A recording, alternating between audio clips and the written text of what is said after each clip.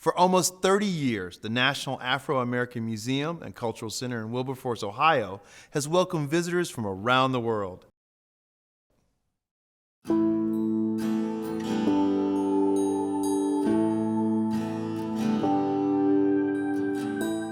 The intent behind opening this museum was to truly celebrate African American history and culture.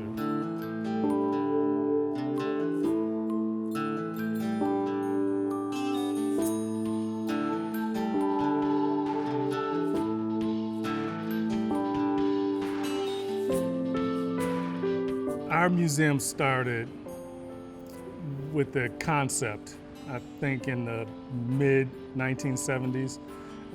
This area here, Wilberforce, very long history, very historic. Wilberforce University being the third HBCU, as it were, ever. And again, before 1865, so this was founded during slavery.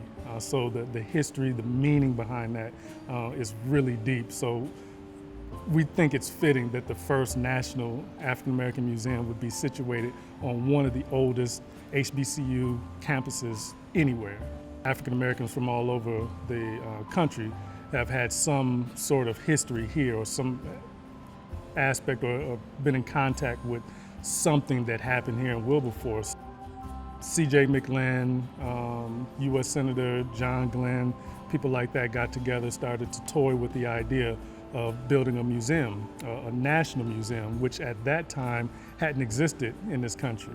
We've had lots of local, some state museums in other parts of the country, but not a national museum dedicated to, general African American history. Our doll collection is one of the cornerstone collections, I think, in our institution. And if you read anything about history, you know that as far back as during slavery, African-American children made their own dolls, makeshift things just to play with, and those were passed down in a lot of instances, generation to generation, and they began to collect those. And we've put together exhibitions that's traveled throughout the country on African-American dolls. Our exhibits are set up now 4 to 5 years out. We, as a team, we come up with a plan for what types of exhibit we'd like to have. We have our changing exhibit gallery, and those exhibits are up for 6 months to a year, depending on the topic. And then we have also our long-term exhibit, and that's a 5-year minimum exhibit. We really touch on the pulse of the community. That's what we really strive to do. So, as an exhibit curator and designer, I find my role to be to make sure that we're communicating to the various learning styles, to various audiences, and so the fact that we have 2 different types of exhibit, the changing exhibit tends to be more about artists and what artists are doing today. And the long-term exhibit is our historic exhibit. So we have 2 ways to tell that story, to continue to tell various stories and the various important points that we're putting out there. This museum is a blessing. It's a blessing to the general community, it's a blessing to the African American community, and it's a blessing to those who are going to come after us.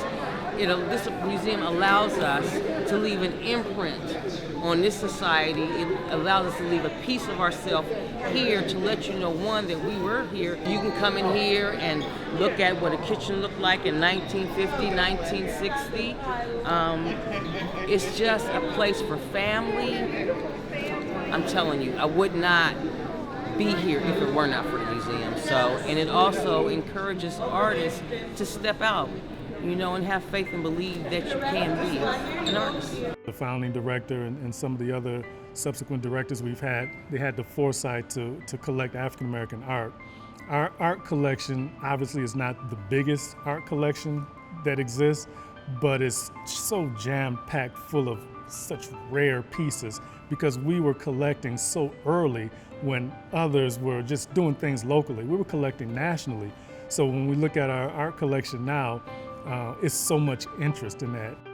What I would like our visitors to take away from a visit here is just how genuine we are trying to be with telling stories about history. Our mantra at this point is own your history, live your legacy. We're being genuine, we're being true to history, but we're also trying to get you to be more proactive. Take these lessons that generations past have learned and tried to pass down to us, take those lessons and apply it.